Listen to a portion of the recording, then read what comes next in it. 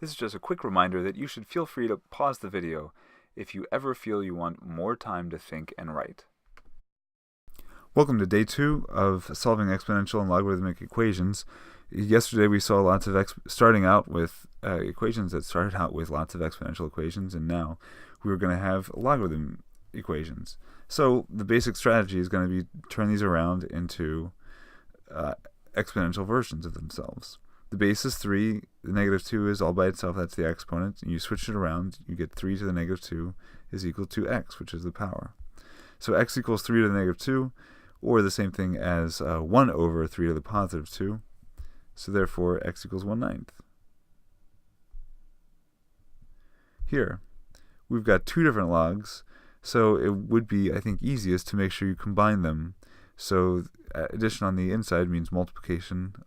Addition on the outside becomes multiplication on the inside.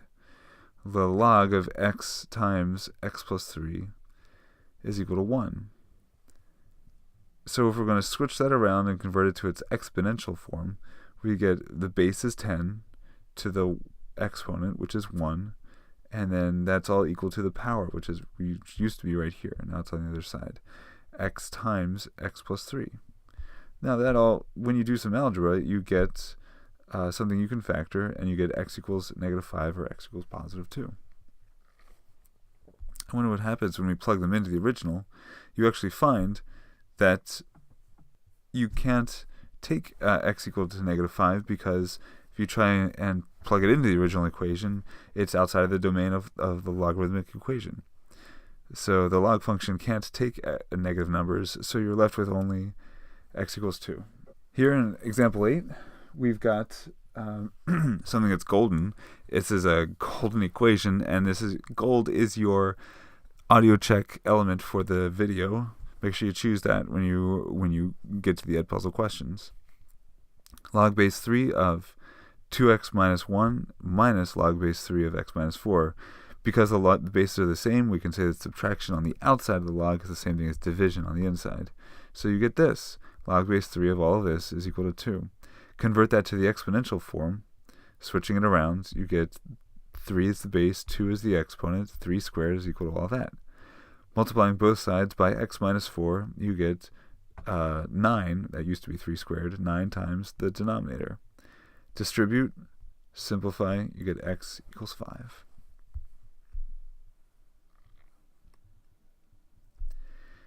Here's one more example. You got subtraction, again, on the outside that becomes division on the inside. Natural log of 4x plus 6 equals over x plus 5 is equal to natural log of x. And now you can actually say, well, we have to raise both sides to the e power. And so basically you can say if the natural log of something is going to equal the natural log of something else, then those two things have got to equal each other. That's probably the easiest way to say it. So then we get 4x plus 6 over x plus 5 equals x. Then we can take care of the denominator, clearing the fraction. You get 4x plus 6 is equal to x times the old denominator over here. Simplifying, algebraically, factoring, we get x equals negative 3 and x equals negative 2. But remember, again, the natural log of a negative number is undefined.